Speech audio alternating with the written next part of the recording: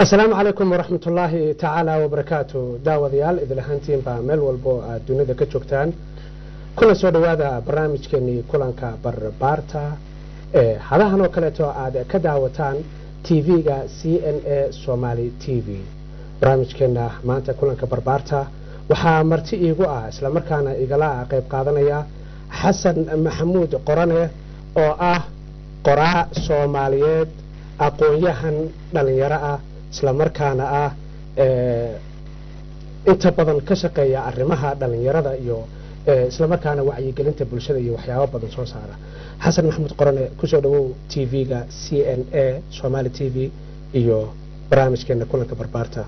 magaceyguna Cabdullaahi Dhagaf waan dhawahay walaal aad iyo aad u mahadsantahay xasan maxamuud qorane dabcan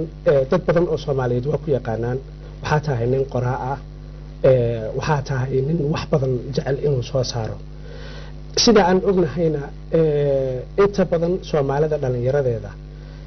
dawladnimo rasmi ah oo hana qaaday oo ay ku tiirsan yihiin oo aragtida ay qabaan iyo fikradaha ay rabaan inay soo saaraan ayna haysanin kow xageebaad wax ka bilowday aas-aaska noloshaada yaa kugu dhaliyay in aad isku daydo inaad hawlo noocan oo kale aad bulshada u qabato adigoon haysanin dawlad rasmi ah oo ku gacan qabata aad baad u mahadsantahay Cabdullaahi hadiga TV-gaba waan iga mahad celinayaa runtii sidoo kale adigana mahadsantahay SNA iyo martigelintiisa oo aan rajeynayo insha Allah taala inuu yahay TV-da Soomaalida mid ka mid ah hormuudka TV-da Soomaalida oo wacyiga bulshada dhisaya niyahow مسؤولية ذلك يدك سارة ومسؤولية وضرات أبيض قف كي سارنتها دولة سارنتها مشدنا وسارنتها قف كان وحاله مارمان إن أمال أكمل لعبه تلعب الأوقاضية سمت بحين ذلكيسة وهرم دولة وين وأول وما شعب كصوماليات وعقبة كرتا أو كافين كرتا أو دجاج كرتا أو عيجلين كرتا أو هاي كرتا مليهن وهرون dalkeena dagaalo sokeeye iyo dagaalo diimeed iyo isku dhacyo qabaa'il iyo dhibaatooyin badan ka jirta marka dadka halka ku nool ee dalkii Soomaaliya jooga waxay saloo fursadood inay weligood la noolaadaan mushkiladda ay dadka eedeeyaan qabiilada eedeeyaan dawladda dariska eedeeyaan iyagu is eedeeyaan iska fadhiyaan waxba qaban iyo in uu qofkii arko mushkiladda taagan uu daraaseeyo fursado uu haysto kadibna uu ku dhaqaaqo wixii uu qaban karo annaga oo taa ka duulayna ya inkastoo ay haddana awoodnadu ay kooban tahay waxaan isku daynay haday noqoto shakhsi haday noqoto dhalinyaro haday noqoto ururada bulshada haday noqoto aqoon-yahanada in wixii annagu aan qaban karna aan qabano wixii aan qaban karna waa maxay siyaasiyiin ma nihin haga siyaasadda oo jaangooya sidoo kale ma nihin ganacsato iyo dhaqaalayahan dhaqaale leh laakiin waxaan nahay dad maafuran dad maskax leh dad intay doonaysa haatay wax bartay oo aqoon heer ka mid aqoonta gaaray waxaan nahay dad ka damqanay shacabkooda waxaan nahay dad og maanta in dhalinyarada Soomaaliyeed ay lafdhabarka bulshada waxaan nahay dad og in maanta in dhalinyarada Soomaaliyeed bari ay yihiin jiilka meesha buuxin lahaa taano ka duulina waxaan qaadanay mas'uuliyadda ah in wixii aan qaban karno oo wacyigelin ah oo hagid ah oo toosin ah oo dhiirigelin ah in aan anaga sameeyno taasa waxaan ka soo bilownay marka meelo hoose waxaan ka soo bilownay waxaan caqabado badan yihiin waxaan soo bilownay xilli dadka Soomaaliyeed ay jabsan yihiin maanta qofka Soomaaliga meel ka soo jooga dhalinyaro haduu yahay aqoon-yahan wuxuu leeyahay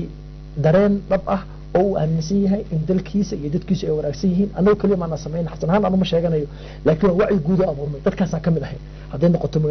magaalooyinka Soomaaliya haday noqoto dhammaan dhulka Soomaalida waxa ka bilowday dabayl isbedel oo dhalinyarada ay ku doonayaan in dalkooda wax bedelaan qaar aqoonta ka shaqeeyaan qaar nabadgelyada ka shaqeeyaan qaar quruxda bilicda dhulka ka shaqeeyaan oo laamiyada iyo leyrarka inay sameeyaan qaar hidaga dhaqan ka shaqeeyaan qaar suugaanley marka waxaan qayb ka nahay ka cidda guud iyo barnaamijka guud ee dhulka Soomaalida ka jira ee dhalinyaradu guud ka yihiin yaa anagu ka nahay runtii marka loo fiiriyo dawlad la'aanta iyo dhalinyaro ahaanta dabcan maanta lama dhihi karo xasan qorone canshuuraad shacab laga qaaday oo dawlad ay soo aruurisay baa wax lagu baray lama dhihi karo oo ruuxa wadaniga qofkii kama lama dhihi karo waa lagu abuurtay waajibkii buu gadanayaa haddana sidaasi si lamida xasan qorone waxa la isweydiinayaa wacyigelinta bulshadu aad uga qayb qaataa marka qofku ma isaga la imaan kara in wadaniyada ay ka bilaabato isaga oo ku abuuran mise waa wax qofka lagu abuuro macnaha bal dadku inta badan waxaa ka maqan anigaba aan iska bilaabe fahamka ruuxda wadaniyada ee qofka ku abuuran maxaad sharaxaad aad u maadsan tahay laakiin arrinta isweydiinta badan waxay tahay Cabdullaahi dalkan horta yaa leh hay dadkan ayaa mas'uulka ah haddii aad weydo waxa la Soomaaliya sahray badada waayo sida aan ku horeyn baa la sameeyaa si fiican marmar qaar Soomaaliya ku maahan balaayo waa tareer tuqama oday kaaga dhigta marmar qaar waxaad arkaysaa adoo naftaada u diyaarsanayn adoo da'yar adoo laga yaabo qof ku filan inaad lahayn iyo haddana waxaad arkaysaa adoo hormuud oo bulshada wax ku moodayaan dareenka wadaninimo waa la abuuraa ilmaha markuu yar yahay waxaa lagu abuuraa manhajda daraasiga ah wax ku bartaan manhajda loogu daraa waxaa lagu daraa sheekooyinka carruurta loogu daraa waxaa lagu dhigaa jaamacadaha waxaa lagu dhigaa iskuullada waxaa lagu dhigaa macaahidda waxaa lagu dhigaa masraxyada iyo riwaayadaha iyo filimada waxaa lagu qaadaa heesaha diintana waa lagu celiyaa qofka marka wadaninimada la abuurayo wadanimaduna waxaa weeye in dalkaagana aad jeclaato dadkaagana aad jeclaato waxqabadkooda aad ka shaqayso taa haddaad weydo maxaa dhacaya taa haddaad weydo waxaa dhacaya in mujtamaca hoos u dhac xagga wadaniyadda ay ku imaato laakiin haddana qofku markuu wacyi yeesho oo bulshooyinka adduunka loo dhaqmo oo qofku wax akhriyo oo uu garto maanta aniga si kasta oo maanta adoo sharaf u leedahay ama aad lacag u leedahay ama aad aqoon u leedahay haddii mujtamacaaga Soomaaliyeed si wadar ah aysan u badbaadin oo si wadar ay wadaniyo u noqon oo si wadar ay dagaalka uga bixin waxa ma yeelinaysa Soomaaliya taa macnaheedu waxay Soomaaliya maanta waxay tahay baasaboor Mareykan waxay wataa Yurub waxay haysaa Kenya waxay haysaa Afrika oo dhan marka ay meel safraan ay meel aadaan mushkilad baa haysta dad baa waxay leeyihiin hanti waxay ku noolyihiin dhulka Soomaalida waxay u noolyihiin sida dadka waxba haysan oo kale sababtoo ah haddii aan dhibkan laga bixin shakhsi macna uu qiimo yeelan shakhsigu si aad qiimo u yeelato aqoontaada wax u tarto lacagtaada wax u tarto dadnimada fahankaaga wax u taro adduunka ula qaybsato waa in dadkaaga si wadar ay u sumata baxaan waa in dadkaaga loo caygeliyo si dadku sumata bixi karaan waxay sumata bixi karaan dadka horta in la tuso meesha ay joogaan in loo bildaamiyo meesha loo socdo kadibna laga shaqeeyo si dadku ay ku gaari lahaayeen laga shaqeeyo haddii dadku aysan wacyi helin haddii dadku garaad helin okay mushkiladda ka jirta waxa dadka waxa looga sheekeeyaa Soomaaliyeena burbur waxa looga sheekeeyaa dagaal waxa looga sheekeeyaa qax waxa in la isku dhacay ana waxaan awood saaray xasan ahaan in aan ka taa wax ka duwan wax ka sheekada noqoto in wax qoro haday noqoto in wax soo gudbiyo haday noqoto in wax ka sheekeeyo Soomaalidu maxay wanaag leedahay maxay qurux leedahay qofka dhalinyarada maanta markay hortaada u fadhiyo ee la sheekeynayso barnaamij qabanayso ama buug aad u qorayso ama maqaal aad u qorayso ee aad uga sheekayso in dalkiisu dal burbursan dadkiisu dad baaba'ay gaajo hayso rafaadsan yihiin oo niyadjabaya dhaga kale marka uga sheekayso inuu leeyahay dad qurux badan inuu leeyahay sooyaal fiican inuu leeyahay dadnimo iyo qab Soomaali ay jirto marka uga sheekayso waxaan mushkiladda haysatana ay tahay wax yar oo aan dib oo sababta waxa la 30 sano Soomaalidu dagaalamayaan dawladayeen 30 sano markii loo fiiriyo umriga ummadda waxba ma aha tusaalahaan adoo Cabdullaahi hadda 30 sano ka khasaarto wax badan baa ku dhaafay sababta 30 sano qofka dhaawacay hal shakhsi u geysanaysa umri insaan umri shakhsi dib u geysanaysa halka 30 sano umri dawladeed iyo ummadda ay waxba ka hayn ummadda Soomaaliya waxay noolaanaysaa kuma naansano si fiican 30 sano marka waxba ma aha marka dhibaatadan maadaama dadka afcali wax ku qoray waxaan ka dhigtay mar arrin aan dhahno umma ta'atharat faqamat min jadid ummad turunturotay kadibna kacday waa ku fanay maaha maana ku fin waxay turunturoni kadibna waa kacday xasan runtii Soomaaliya sidan hadda ay tahay wadamada intooda badan oo soo mareen walibana wadamada hadda aadka u horumaray reer galbeedka dhibaato intaan ka badan baa soo martay adigu marka laga soo tago in dhibaatooyinka Soomaaliya ay caalamka kaleeto ay kala mid ay ahayd waxaad qortay buug waxaad ku qortay luqadda Carabiga nin Soomaaliya tahay hooyada waa Soomaali aabaha waa Soomaali asaliyan Soomaali baa tahay lagana yaabo dadka inta badan inayna akhrin karin luqadda Carabiga maxaa aad ku xulatay adiga oo raba inaad bulshadii wacyi geliso baraarujiso wax u sheegto fahansiiso waaqaca iyo xaqiiqada jirta hadana luqadoodii maada oo ku qorin maxaa u sababa waa su'aal muhiim runtii waa su'aasha ugu badan ee badanaa la weydiiyo waxaan aaminsanahay in wacyi gelintu ay tahay laba khad oo isgarab socda si fiican laba mas'uuliyadna ay saaran tahay mid waa mas'uuliyadda iga saaran Soomaalida midna waa mas'uuliyadda iga saaran dadka aan Soomaalida ahayn dalkayga iyo dadkayga inaan tuso si fiican tusaale ahaan Soomaaliya iga saaran barnaamijyaan u qabanaa waa wacyi gelinaa qoraalaan u sameeyaa hadda buug soomaaliya qoraa bilaha dulaahiga soo baxaya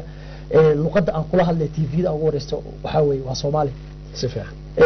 qoraaladeeda baraha aan ku leeyahay bulshadeena badanaa waxaan ugu soo qora waa soomaali maxay tahay sababta aan carabiga buuggii soo baxay iyo laba buug kale soo bixi doon aan ugu qoray waxaa leenahay dad aad u qurux badan waxaa leenahay dad aad u qurux badan aad u wanaagsan laakiin dagaal ay halakeeyeen oo mashaakil dagaal u wanaagsan aniga marka xasan ahaan waxaa i saaran in aan soomaalidu inaan adduunka tuso soomaalida inaysan ahayn sida tviyada adduunka ay u tabiyaan si fiican sababtoo ah adduunku wuxuu ka ganacsadaa mashaakilka soomaalida haysata markuu tv tago aan soomaali ahayn markuu tago soomaaliya wuxuu aadayaa xerada barakaca wuxuu aadayaa dad isdilay wuxuu aadayaa burbur wuxuu aadayaa qax iyo qarax aniga oo soomaali ah oo og inaan nolosheedu aysan intaa keliya ahayn oo leh dad qurux badan xeebo geel dhul taariikh barwaaqo webiyo anoo leh ma waxaan la mid noqdaa ninkii ajnabiga ahaa ee dalkayga imaan ma la mid noqdaa maya af soomaali uga soo laabo waxaan rabaa inaan adduunka kale aan u gudbiyo wanaagga dhulkaygu leeyahay af soomaali imse qof akhrisa adduunka soomaali kali akhriya soomaalidu kulli wax ma wada akhriyaan waa bulsho akhridoon yihiin laakiin kulli wax ma wada akhriyaan anuu marka xasan ahaan waxaan mas-uuliyad isa saaray ah in aan dadka carabiga ku hadla ee carab ah ama waxay doonayaan hadaan af carabiga akhriya in aan u gudbiyo quruxda dalkaygu leeyahay ama siyaasad waxba kama qoro dagaal waxba kama qoro ishaysasho dhibna waxba kama qoro waxaan ka qoraa wanaagga dadka iyo dalka keliya tusaale ahaan nin baa wuxuu yidhi sawir baan 2011 xilligii soomaaliya ay ka jirta abaaraha iyo macluushu yaan sawir waxaan geliyey facebook in badan waa sheega qisadaas nin masaari ah oo masar dalka Egypt oo aan website u leeyahay wax ku qori jiray dadka kale inay ogtahay wacyiga guud ee ka haystaan bulshooyinka kale carabtu aad u liitaa si fiican Soomaaliya baan hadda waxa laga yaabaa inuu dalkii gaajada ka imaatay dalkeenu inta kaliya ma yaan xasan Soomaaliya ma waxay leedahay bad kaas ku raabad Afrika weyn bay leedahay markaas maxaad gaajo ugu dhimanaysaa mad kalluunka iska dabataan waa su'aal maangal ah qofka mas'uuliyadda iga saaran in aan dalkayga tuso inaysan ahayn gaajo si fiican mas'uuliyadda iga saaran in aan tuso dalkayga inaysan ahayn aysan ahayn qax iyo dagaal marka aniga maadaama luqadda ajnabiga ah ee aan si fiican wax ugu qori karo ee aan ku gudbin karo ay carabi tahay waxaan iska saaray mas'uuliyad in dadka carabiga ku hadla ay dalkayga suu yahay u arkaan ma aha sida meediyaha adduunku uu ka dhigayo ma aha sida waaqic jira saa darteed qoraalada aan qoro oo buugayga ugu horeeyo dadka akhriyay feedback aan ka helay waxa weeye inaysan Soomaali san u maleynay si fiican sababtoo ah tviyada adduunka ee ka warrama dagaal ba ka sheekeeya dhiig ba ka sheekeeya anu waxaan ka sheekeeyay gabdho qurux badan waxaan ka sheekeeyay faan qurux badan waxaan ka sheekeeyay bado waxaan ka sheekeeyay webiyo waxaan ka sheekeeyay magaalooyin taariikhi kuma naasir jira waxaan ka sheekeeyay kartida iyo dadnimada Ilaahay qofka Soomaaliga uu siiyay waxaan ka sheekeeyay dhibkan yar ee hadda dhacay in loo gudbi doono waxaan ka sheekeeyay dhulka Soomaalidu 1 milyan oo kiiloomitir Afrika ah dawladda doona ka tirsanaado Afrika waxaan ka sheekeeyay Soomaalidu waxay hormuudka ay u hayeen Afrika day noqoto dimuqraadi waddanka ugu horeeyay si dimuqraadi soo doorto waddankii koobaad ee afar dawladood oo Yurub ah ay gumeysteen ay imaadeen ay ka wada adkaaday afartooda inay yihiin umman xambaartay risaalada islaamka ugu horeeyay Afrika xambaartay inay yihiin yani wanaagga qofka Soomaaliyeed inay Soomaalidu ay ilaalin jireen Kacbada inay yihiin Portugiisku markuu adduunka dhan qabsay dadka ugu horeeyay xeebaha kaga adkaaday ay hayeen Soomaali waxaas oo dhan baa qoray marka waxaan rabaa in aan ra'yi caamka dadka carabiga ku hadla aan bedelo ama wax ka bedelo sidoo kale waxaan u baahanahay dad Ingiriis ku qora dad Talyaani ku qora dad Faransiis ku qora dad Chinese ku qora si ugu dambeyn uu abuurmo wacyi guud ee bulshada adduunka naga haysato oo ah in aan leenahay dad qurux badan in aan leenahay dad qurux badan taas macnaheedu ma mar walba markii aan luqad aan Soomaaliga wax lagu qoro Soomaaliga ku qorna buug ba hadda soo baxaya social media ku isticmaalaa barnaamijyada kan oo kale ee tvda kale ku isticmaalaa laakiin ka hadii aan la helin oo adduunku ka aaminsan yahay meel madow oo fool xun oo dagaal ka dhacayo oo dhib ah in aad isugu sheekayso afar qof oo Soomaali isugu sheekeeyaan wanaaga wax macna ma keenayso laakiin marka laga soo tago in aad tilmaan noocaas oo kaleeta aad caalamka u gudbisay laakiin haddana dhibaatooyin fara badan baa jira oo Soomaalidu ay leedahay tusaale ahaan markay abaaro dilaacaan oo kaleeto kama faa'iideystaan oo caalamka looga soo gurmadaa marka aad tiraahdo beeray leeyihiin oo baday leeyihiin haddana caalamkii baa gurmad keenaya timir baa la keenayaa galay laga yaabo intan baydhabo ka baxda ay kaga qiimo badan tahay baa laga yaabaa in Las Vegas ka Mareykanka oo lacag badan lagu soo canshuuray UN ay ku soo gado qofkii arkayay mucaawanadaas laga soo qaaday walibana juwaanada lagu keenayay ay ku qoran tahay waxaa laga soo aruuriyey shacabka wadan hebel baa laga keenay ama wadan hebel baa ugu deeqay wadanka Soomaaliya sidee bay isku waafajin karaan fikradaadii ahayd in dhaqaale iyo nolol iyo barwaaqo iyo bashbash iyo wax oo dhan ay Soomaaliya yaalaan haddana dhankan kale uu arkayo qofkii indhihiisa uu ku arkayo in ay mucaawano iyo wax loo aruurinayo inaad akhriisay kala warmahay adduunka waxa la soo qoray mar dhow wadamada ugu badan ee kaalmaha bini'aadam adduunka la siiyo Soomaaliya saf dambe kaga jirta wadamada ugu badan ee adduunka lagu bixiyo kaalmada bini'aadanimo si fiican Soomaaliya saf dambe kaga jirta wadan aan la siinin kaalmo bini'aadan oo raashina oo lacag ma jirto Kenya hadda joognaado ma jirto laakiin waxaan rabaa laba arrimood inaan ka shaqeeyo koow hore dadkeeda inaan wacyi geliyo وأنا حاسس حتى إني جوبين كليبر قصة دوين أرتنا ولا جيا بدك جوبين دكان وبيجي أكتي صدق وجاتي سيه وارنتا وحسوقي إن كلامي سوقي وارنتا لكن أنت نجعنت هرسنين لأن صاحبك يقولها أنت نجعنت هرسنين مانك يعني هرسنين وحي ربنا الوش بي وحلا أدعي أنا فقري أنا سبول أنا دوح به سنين وأنا آمني أنت أنا آمن لما واحد طبعا راشين بالكيني وحكيت به ليان هرتكو أنت عن أدوك وجودين وقتنا عن وضنا إن أصلا من حرمها عن كشقة إنه إن بدك يرت أن وعي قلني إن بدك كان عرش من أود لا هسي إن أنا نقف في سومالي كع ماذا كفين استاج سهر له وقف صيام بحر وقت عن كشقة مشكلة بركة سومالي ذو ما وحيوب هي شخصيات الرير أو سند يلا بيد وعي قلي مايا بدك كان بيبلغ أوبر براسي هو سي أوبر بران تذكر بدارها أركسي أوبر بصن waxaa ka horeeyay dad burburay waxay dal burburiya diyaarahan waa dhisi karnaa si dhaqso ah waan laamiyaha samaysan karnaa warshadaha furo karnaa laakiin dadka Soomaaliga qab dubay dadnimadooda dhimatay cabsida la nool Soomaaliya wax walba ka cabsanayaan dawladnimo ka cabsanayaan maanta sababta dawladnimada ka lagu leeyahay diinta aan sheegayna waa ka cabsanayna diinta waa lagu leeyahay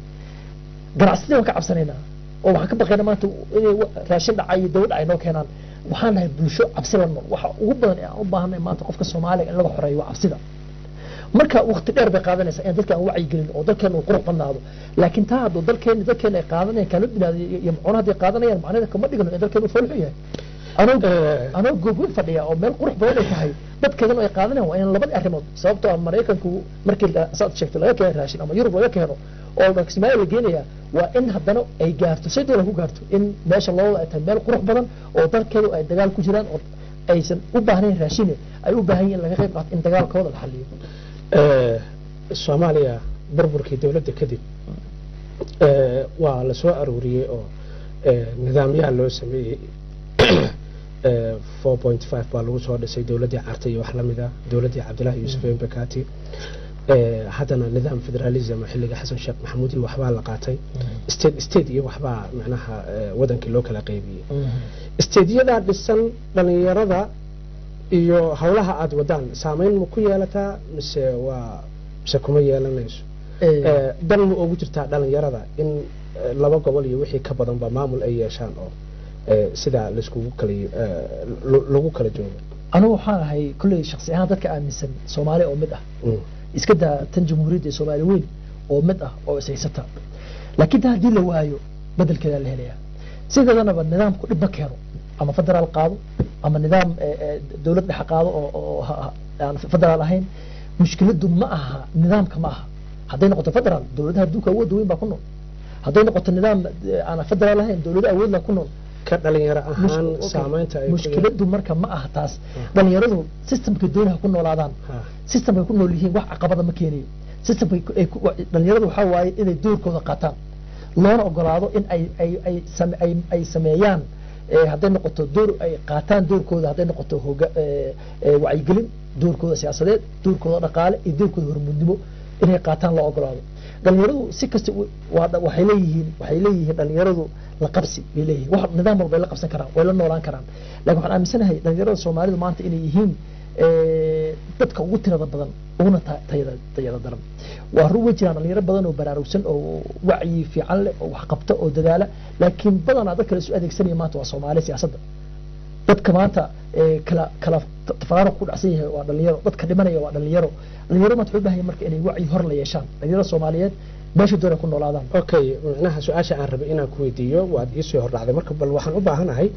maadaama haddii askari la sheego dhalinyaro uu soo boodayo macnaha aqoontii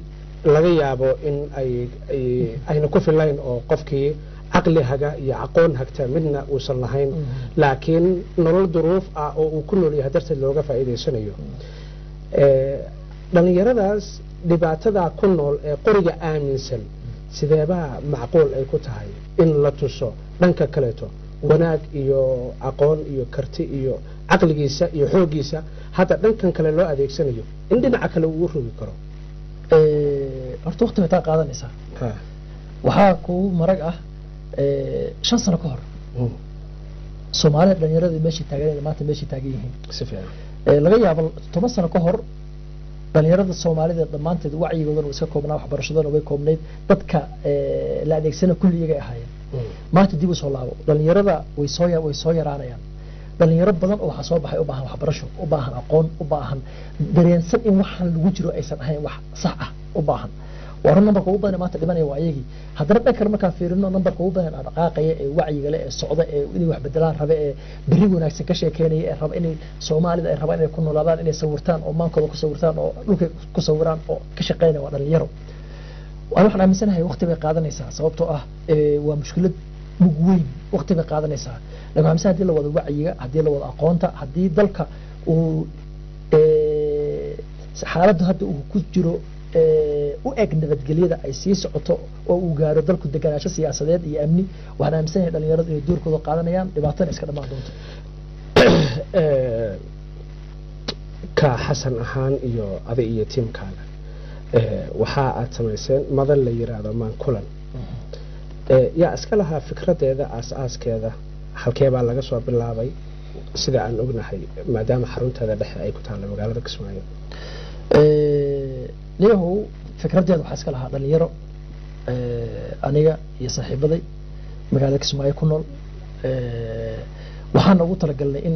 waxaan isdareensiinay inaan u baahanahay inaan helno xarun aan dalkana ka wacyi gelino waxaa jira dadaallo shakhsi ah oo nin walba uu gaar u waday hadday noqoto qaar TV-da ka hadla hadday noqoto qaar iskuulada taga hadday noqoto qaar jaamacadaha taga hadday noqoto qaar tababaro qabta hadday noqoto qaar seminaaro ardada u sameeya qaar jaamacadaha ka hadla dadaallo badan oo fidsan oo iyaa jiray waxaan ka wada hadalnay niyo sidee baan u mideyn karnaa dadaaladaas oo ninka ku fiican hadalka iyo ninka ku fiican duubista wax iyo ninka ku waxa qoridda ku fiican aan u helnaa xarun dadkaas oo dhan kulmis aan u helnaa dadkan uu kulmis markaan ku leeyahay sunnada Ilaahay ba kamid ma aha in 100% wax la isku raaco laakiin seen u heli karnaa dad isku aragti ah oo isku fikir ah oo bisil oo shaqadoodu ay tahay in ay dalkooda u shaqeeyaan بدون مقابل يجوا وحبا أن راديني كلية إنه بلشدود أي بد قبته بلشود نبض مسكح هذا أي نقولنا قشن قب بلشود إن الوعي كلية إن مسكحنا قف كلا حرية إن قف كلا لا تصو إن وحول بأسو جار وشقشقه ورك وقرفيه كدم حق الوقات تانو كدولنا يا وحن أنا جرني إن أنا مدرساس أنا قبضنا مجا إسكمي ما بلاش ما مجا ما كلن ومسكحية تجي سوتجي مسكحية سوتجي أو كل مي oo garaadin la kulmiyay yaa dad badbaadi kara umad samata bixin kara dawlad wax u qaban kara dadkana hagi kara taa markaan sameynay waxaan anagu dadaalkanaga inta uu yahay anagu de garab ka helayna maamulka iyo dawlad goboleedka Jubbaland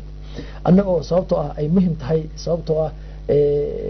dawladdu waa mar walba waa inay ka qayb qaadato amniga waa inay ka qayb qaadato dhaqaalaha waa inay ka qayb qaadato dib u heshiisiinta waa inay ka qayb qaadato horumarinta haddii amni kaliya laga shaqeeyo iyo dhaqaale laga shaqeeyo arrimaha bulshada laga shaqeeyo isma keenayaan sadarteed dhalinyaradii oo gacan ka helaya ama taageero dawladooda iyo maamulkii taageero ka helaya ganacsiga dhaqaale ka helaya maaragtay garabsiga ka helaya culimadii ka helaya ururadii dumarka iyo haweenkii iskuulaadka jaamacadii ka helaya yaa waxay noqdeen inay sameeyaan madashaas oo bulshada inuu adeegto ay waajibkeeda tahay in ay keento hal doorka magaalada oo adiga arkay qof kasta oo Soomaali ah oo aqoon leh oo garaad leh oo ummadda Soomaaliya u bedela wax u soo kordhiya waan keenay Kismaayo madasha maan kulan sida aad ka dhawaajisay waa fikrado iyo aqli la isu geeyay si bulshada maanta joogta loo badbaadiyo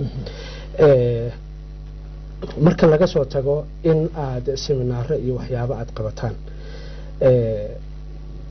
yaa mas-uulka ah yaa idin maalgeliya xageebaa dhaqaalaha ka heshaan ilan soomaalidu ugu yaraan wuxun baa la isku xantaa qof kasta markii wax la asaasayo wuxun bay salka ay ku haysaa yaa idin maalgeliya yaa se gacanta idinku haya madasha maankulan waa madal madax bannaan marka koobaad oo leh aragti xor ah oo ku qotonta wacyigelinta hagidda hogaaminta iyo toosinta ummadda soomaaliyeed waxaa maalgeliya qof kastoo soomaali ah oo dareen wadaniyad leh oo dareen dadnimo leh oo bulshadiisa ka damqanaya ha ahaado dawlad shakhsi ku jira ha ahaado qof ganacsada ha ahaado qof aqoon-yahana ha ahaado qof iska yani shaqaysta oo noloshiisa u nool dadkaasay madashu ku tiirsan tahay maadaama ay madashu tahay madal guud oo ummaddaas u shaqaynaysa qof kasta oo soomaali ah oo dareensan muhiimadda ay barnaamijkaa leedahay yaa maalgeliya waxaa ugu horeeya dhalinyarada ka shaqaysa oo bixiya kharashaadka ay ku socoto madasha oo dhan ku socoto maadaama anagu aan taageerayno system dowladnimo maadaama aan taageerayno soomaali wada nool maadaama aan taageerayno dib u heshiisiin maadaama aan taageerayno wacyi waxaan garab weyn ka helaa marqa oo ay dowlad goboleedka Jubbaland oo runtii ah de xarun maanta ay waajibtay in la dhiirigeliyo sababtoo ah waxay ka shaqaynaysaa shaqooyin ay qaban lahaayeen wasaarado shaqooyin ay qaban lahaayeen institutiono dawli ah ay qaban lahaayeen baan ka shaqeynaa saa darteed shacabka Soomaaliyeed iyo qof kasta oo dareensan muhiimadda ay leedahay in la helo xarumo aqoon xarumo garaadka lagu kubciyo xarumo dhalinyarada lagu hago sababtoo haddaan dhalinyarada dadka dowladnimada iyo wada noolaanshaha iyo Soomaalida loo hagin waxaa jira dad kale oo ku hagay inay isdilaan inay isqarxiyaan inay ummadda Soomaaliyeed wax yeelayaan maan kulan meeqasana jirtaa markii la fiiriyo inta ay wax qabatay iyo saamaynta ay leedahay dadku waxay isweydiiyaan malaha dee sanado badan bay jirtaa maan kulan aaskeed waxaan u malaynayaa sanad iyo 5 bilood kama soo wareegin ama sanadii bar banaan kama soo wareegin waa tahay maxay soo saartay baa la dhihi karaa marka maan kulan ilaan saamaynta aragtay bay yeelatay magaceedu meel sare u gaaray rag waaweyn oo siyaasiyiin oo fara badan baa lagu casuumay aragtiyo fara badan baa marka waxyaabaha ay soo saartay maanta la taaban karo sanad kadib maxaa kamid ah waxa kamid ah inay Kismaayo noqotay xarun aqoon inay Kismaayo noqotay xarun ilays waxbarasho ka soo baxo Kismaayo markii la dhaho dadka Soomaaliya oo soo warmeeyay qabaa'il haysta mushkilad dib dagaal maanta markii la dhaho Kismaayo xarun wacyi xarun dhiirigelin xarun daryeel xarun wadaninimo xarun ay joogaan dhalinyaro Soomaaliyeed oo isxilqaamay ka soo baxay waxa ka soo baxaya in aan dhiirigelinay in qofka Soomaaliya wax akhriyo si uu u fahmo inuu wax qoro soo taariikh uga tago waxa dhiirigelinay qoraalka waxaan sameynay waxaan xulnaa buugta ugu muhiimsan ee laga qoray Soomaaliya Soomaalida geeska Afrika bariga Afrika wadamada Carabta dariska nahay walaalahan nahay oo dadkii dhalinyarada Soomaaliya waxa u sameeyay wacyi iyo kacdoon dhalinyaro oo garaadka ah oo aan maaragtay horay deegaanka uga jirin maanta Kismaayo waxay maraysaa in dhalinyaradu ay yihiin dhalinyarada hormuudka ah geeyiga Soomaaliyeed haddii noqoto ka soo qaad waxaa jirta gabadha Zahra Arti waa adiga arkay Zahra ma kulliga ku horeysay laakiin waa dhalinyarada wacyiga leh ee Kismaayo ku nool waxay sameysay iskuul dadka aan waxba haysanin danta yar baalaslaasha darbijiifka ah iskuul ugu furtay waa ilays kamid ilayska magaalada Kismaayo ee wax kharash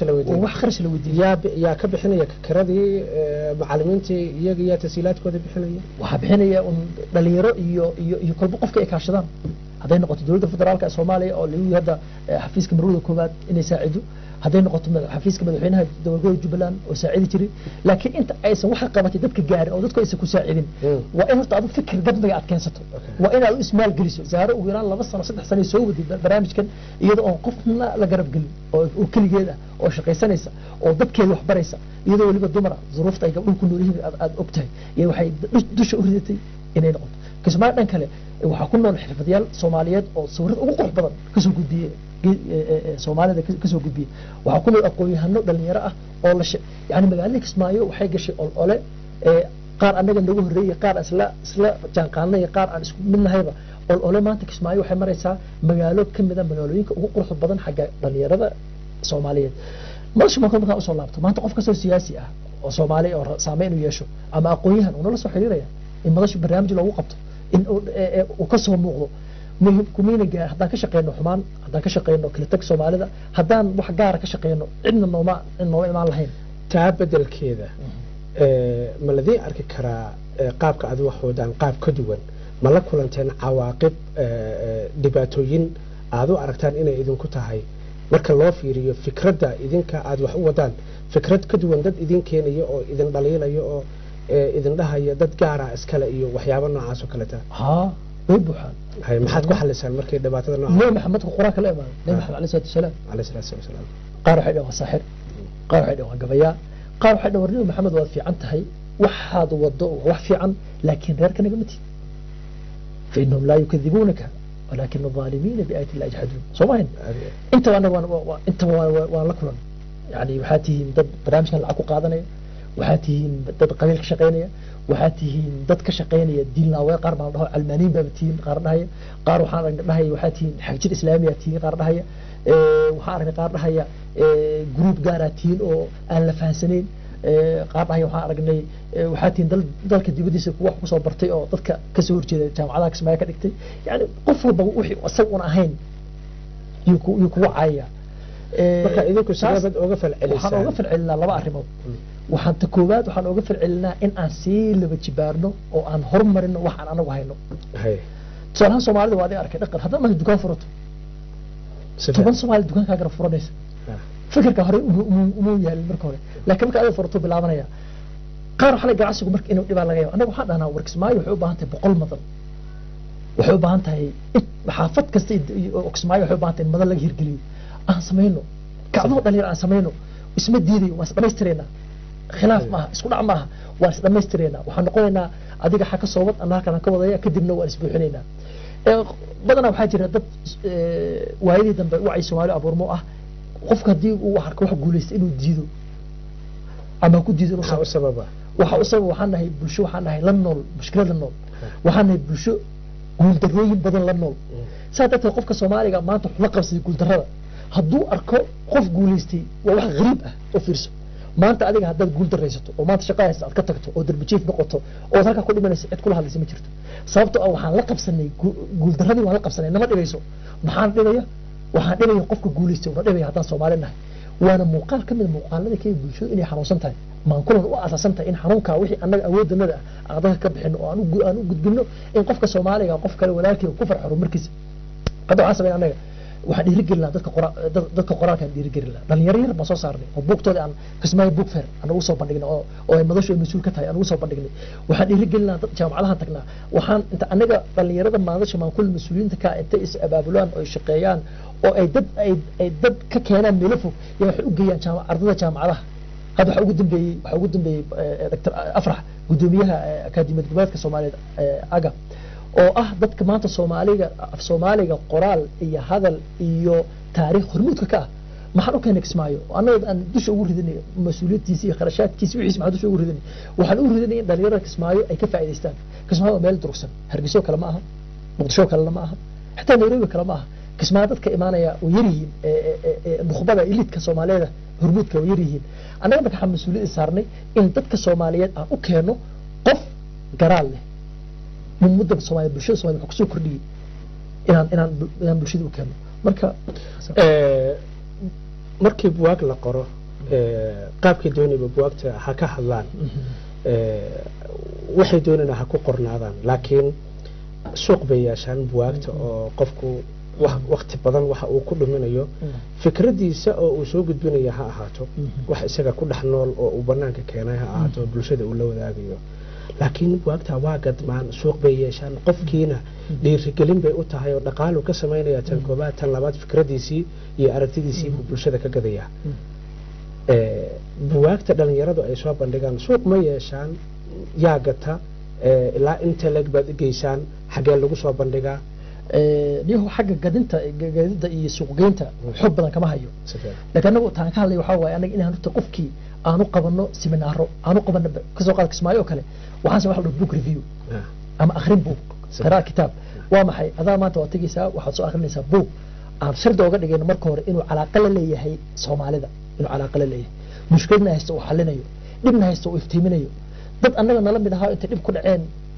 ka gudbay uu ka sheekeynayo inuu ka sheekeynayo wax anaga kana dhigay ama dad dalamid uu ka sheekeynayo buugga marka waxaan maraynaa waan u malaynayaa akhriskii sideetanaad ku dhawaan maraynaa waan u malaynayaa marka maalin walba markii buugga la akhriyo oo buug la soo bandhigo oo seminaaro la qabto oo ardayda jaamacadaha lala hadlo oo aan qabano tababaro aan dadka ku tababarayno qaabka wax loo qoro aan ku tababarayno waxaa soo baxaya dad jecel inay wax qoraan dadkaas inay wax qoraan jecel magac ma laha oo maanta dad weyn oo buugtay qoraan meel kale loogu daabici karo ma aha annagana ma lihin madbacaanta ku daabacno waxaan sameynaa waxaan u fududaynaynaa inay helaan dad u daabaca buugtii kadib waxaan u fududaynaynaa in buuggii uu qofkii qoray aan ugu soo bandhigno bandhiga buugagta exmaayo oo bandhig weyn oo dad badan Soomaali isugu yimaadaan tabin fiican hela sadartii qofkii kow magaciisa la baranaya fikradiisa gadmaysa buuggiisa uu suuq u helaya wuxuuna ku beerayaa dadka Soomaaliyeed ee wax qoray wacyiga leh ana marka awoodana waa maxay inaan qofkii ka saacino horta soo wax qori karta inaan ka saacino in aan tababar siino in kadib buuggii uu qoray aan u soo bandhigno oo aan dadka kala tusno oo aan Soomaaliya tusno oo adduunka gudbino intaas aan u qabanaa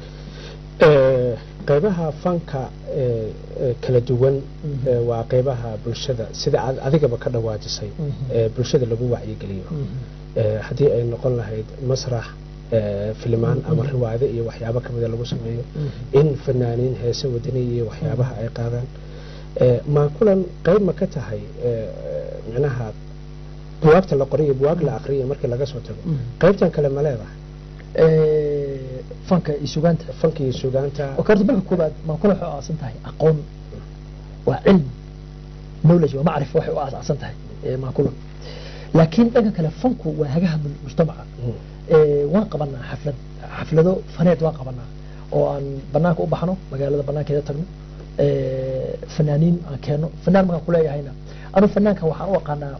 fanaanka heestiisa laxankiisa muuqaalkiisu ay Soomaalinimo ka muuqato uma aqaano qof dumar ah oo muuqaalkeedu uusan Soomaalinimo ka turjumeyn uma aqaano wiil markuu meel taagan yahay qaabku u jiran yahay iyo qaabku dharku u qabo iyo sayihiin iyo jirkiisu ay Soomaalinimo ka turjumeyn uma arko Soomaalinimo fanaan uma arka aniga qofka miraha heestiisu ay ashax iyo dhaqan iyo hidaha Soomaalida ileen uma arka fanaan waxaan saad markaan ku dhaho way yaryihiin maanta fanaaniinta saaxada jooga marka way yaryihiin wax sidii la rabay hadday noqoto hees hadday noqoto miro hadday noqoto laxan hadday noqoto shakhsiyad aniga xasan ahaan indhahayga buuxin kara way yaryahay waxaan sameynaa waxay Kismaayo leedahay fanaaniin aan ahayn laakiin hadday noqoto cod iyo hadday noqoto laxan ama heesi hore ama heesi cusub leh waxa kamid ah Nurbana sifaa Nurbana aan helin in dadku sidii la rabay u bartaan waxaan noo qabtaa xaflado fan ah aan ku soo bandhigno heesii hore ee Soomaalida aan ku soo bandhigno kuwa maanta cusub wixii uu isaga yaqaano waxaan noo imaadaa dad Soomaali ah oo fanaaniina hadday xitaa madashu si rasmi ah inuu soo dhaweynin dad ka mid ah madasha yaa soo dhaweeya marka waan ka qayb qaadanaa fanka iyo sugaanta wata xasan ugu dambeyntii waxaan rabay bal in aan wax ka weydiiyo oo inkastoo aad tiri anigu siyaasadda la kumaliya haddana bulshada Soomaaliyeed markii wax Soomaaliya banaanka uga yimaadaan gabi ahaanteed ama mucaarad ahaadaan ama muxaafad ahaadaan si isku mid ah baa looga jawaabaa oo social media marka aad fiiriso Soomaalidu yar iyo weyn waa ka wada hadlaan tusaale ahaan Kenya iyo Soomaaliya isku dhacoodii Kenyaanka waa ay yaraayeen ama intooda siyaasiyiinta bas ka hadlayay shacabku dan iyo heella kama galaynin khilaafka Soomaaliya iyo Kenya halka Soomaaliya ay iyagu aad u dhaxboodayeen marka ma la isdhihi karaa burburkii dawladnimada u sababa wacyi la'aanta ka maqan oo ay og yihiin Kenyaanku in ay siyaasadii ooga dambeeyaan dawladooda halka Soomaalidu aynan qofna aynan u sugino qof kastaba wixii ku jira oo dhan banaanka uu isaga u keenayo uu horboodayo dawladii maya saas ma dhikaro laakiin waxaan sameeyay ahaanshaha dadka yaa ka takwiinka shakhsiga marka ma kala aqli badan yihiin kala aqli aan dhihin erga aan isticmaalo qaab abuurka mujtamaca Kenyaanku ka duwan yahay Soomaali Soomaali maxay isku salaamaan iska waran macna iska waran maxay qofka Soomaaliga marka koobaad wuxuu ku leeyahay marka is aragtaan waa inaad iska warbixiso waxa aad tahay inaad sheegtaa qofka Soomaaliga ah ومجتمع لسن إن وحول وقفك الصومالي وقاده هذا عاوح هلكن كدعا قفك الصومالي قدام بيه يكون الدرلة يكون على السبيح يكون الجارس يكون الكسمايو يكون البوساسو اسكو دقيقة بوغاريا ورك سبتو وحنا مجتمع هذا البانحي وهذا الحكوفة فيها وحنا مجتمع كثر فرعون مجتمعات كجيسك أفريقيا كلنا وحنا مجتمع ما ماني كوعي فرن مثل كلامنا سومالي بحي دور النمو لسه ميسان الله فيري تريتانك قبيلك iyo qaab ismeedka qofka Soomaaligu waxay qayb ka yihiin qaabka u nool qeyb ka yihiin waxa tiri dawladoodu waxay u aamin lahayd qofka Soomaaliga waxa jiray saaxiibnahay oo hadaan halkiisa soo qaatay aan jeclaan lahaa in afkaarta ay Soomaalidu waxayaan qofka Soomaaliga marka uu qof kale siyaasiga matalaya uma aaminsan inuu siyaasi badana inuu reeyay u aaminsan tusaale ahaan saaxiibka wuxuu yiri محمد بره وحوها قدومي حزبنا وحوها عند وداقة وحوها مدحينه صوماليا مركو الدلكي بربوري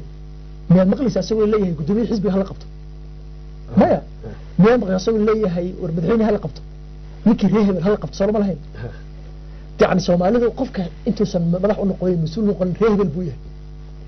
سفيع لما أهري مركا صومالي أو شخصي أهان ولسان إني ور هذيان وضعهانا كنا ضل بربرسن ودولنيسو أي تهي دولة ترعسن قبل أهانا قفك الصومالي انتو سن سياسي أما الشيخ أما الفنان أما ونقن وريه بليهي وحي بأسبيرسن سادة الددك كهلا ما تأركيسو قف الحياة دليلية قف سياسة دليلية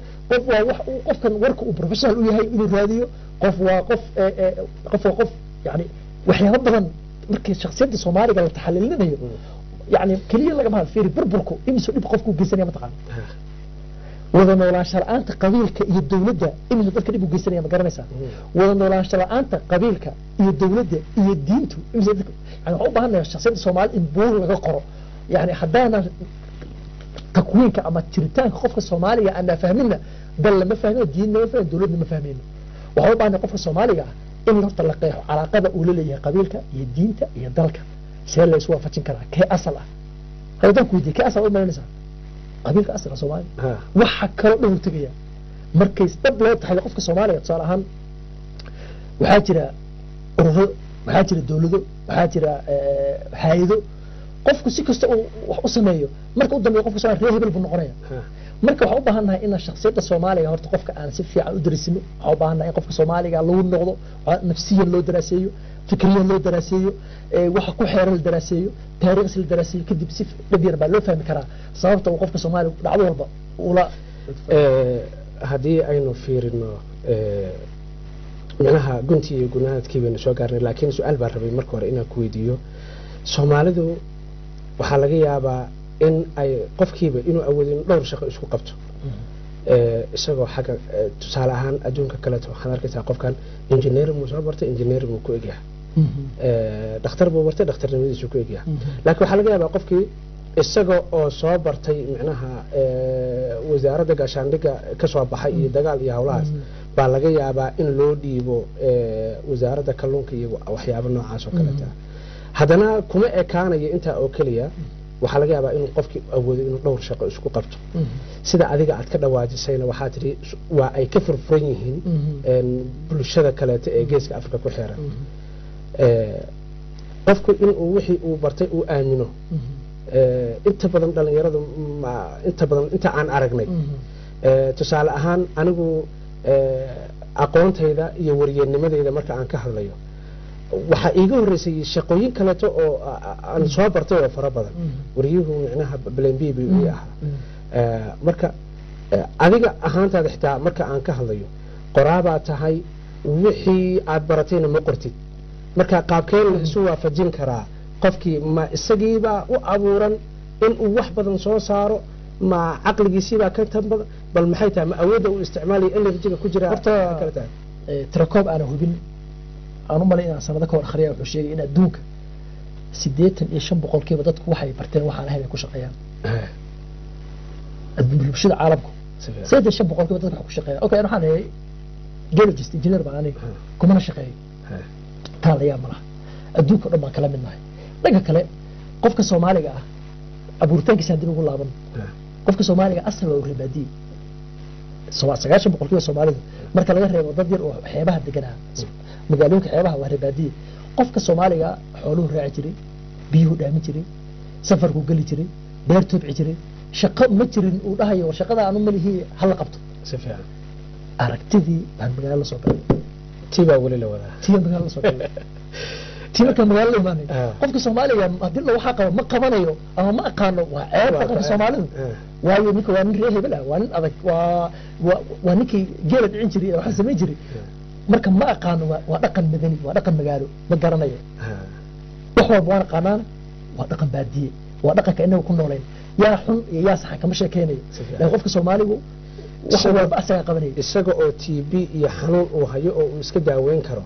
baa laga yaabaa inuu is adkeeyo oo uu ka cabsanayo macnaha wad xanuunsantahay ninku beertu ka shaqeyn xooluhu biyo dhaamini safarka asaga gali asaga dagaalami oo marka kulli asaga wasaaradda gaashaandhiga wasaaradda arrimaha gudaha asaga tarqaala asaga aha hadii markuu dawlad noqday qofkii oo sidii ah uu qofkii dawlad noqday magaalo soo galay intuu qaban jiro qabanaya hadii gaashaandhiga looga baahdo taagay waxaan soo gaarnay gabagabadii barnaamijka su'aasha ugu dambeysay raba inaan ku weydiiyo waxay tahay in dhalinyarada kula midka ana laga yaabo in sida adi aad rabtay badankood aynu wada ahayn kelmadaada ugu dambeysay ee barnaamijkeena kulanka barbaarta aad ku soo xiri lahayd maxay tahay kelmaddu waxa weeye dhalinyaradu inay doorkooda qaataan dhalinyarada waxa waaye maanta fursad baan haysanaa dad badan oo naga horreeyay dhalinyaro ah waan ka nasiib fiicannahay qaarna way naga nasiib fiicnaayeen dalkeena maanta gacanteena ku jira waxaan u baahanay maanta inaan sawirano Soomaaliyada aan rabno ku noolaano waxaan u baahanay inaan qaadno mas'uuliyadda maanta sababtoo ah dadka maanta hogaamiya badankoodu waa dad waqtigooda soo qaatay inta dhiman mustaqbalka dhalinyarada iska leh iyo jiilka soo socda waxaan u baahanay inaan noqono dadkii jiilka soo socda ay ku faani lahaayeen waxaan u baahanay inaan ummadeena samata bixino khilaafaadka iyo kala aragti duwanaantu wax dhiba ma keento hadii la isku ixtiraamo waxaan u baahanay in ikhtilaafka iyo kala duwanaantu ay noqoto tu is dhameystiraysa ee aysan noqonin tu is dilaysa oo is dabar goynaysa waxaan u baahanay inaan dalkeena ugu wada noolaano walaalo isjecel waxaan u baahanay inaan is dhiirigelino waxaan u baahanay inaan isgarab istaagno waxaan u baahanay qofka Soomaaligu meel walba uu joogo inuu dareento inuu walaalka yahay ma dhici karto in reehbel guuleystaan reehbel ay guul dareystaan ma dhici karto in hebel guuleysto shakhsiga hebel uu guul dareysto waxaan u baahanahay laba fursad maaneysana ama wada guul dareysanayna oo taariikhda ka dhacayna waxaan noqonaa dad dabar go'ay oo lagu sheekaysto Soomaali baa jirtay ama waxaan noqonaa dad walaalo ah oo is ogol oo siyaasadda ku wada dhaqma oo isu tanaasulo oo wax isu qorin leh oo guuleystaan noqonayna marka dhalinyarada waxaan ku dhiirigelinayaa in afkaartooda ay isticmaalaan waxaan ku dhiirigelinayaa in maskaxdooda ay noqon qashqub waxaan ku dhiirigelinayaa in wax allaala wixii war ah khibrad ah xog ah ay haadiyaan ay kafeeyaan qofka uu gaaro awood u yeesho qofku wax ku taxaylin karo ma aha inaan noqono qof waxba isaga sacabeeyo ma inaan noqono aad iyo aad tahay daawadayaal guud ahaan barnaamijkeenii kulanka barbaarta waa naga intaas barnaamijkeena waxaa marti igu ahaa xasan maxamuud qorane oo ah aqoon-yahan isla markaana aqoraa waa kaaga mahad celinayaa runtii waqtigaaga qaaliga ah inaad wax naga siiso inta barnaamij lamida aynu ku kulmi doono waa cabdulaahi maxamed sheekh xasan cabdulaahi dhagaf oo idinkaga tegaya nabaadiinay noola kulantee ammaano allah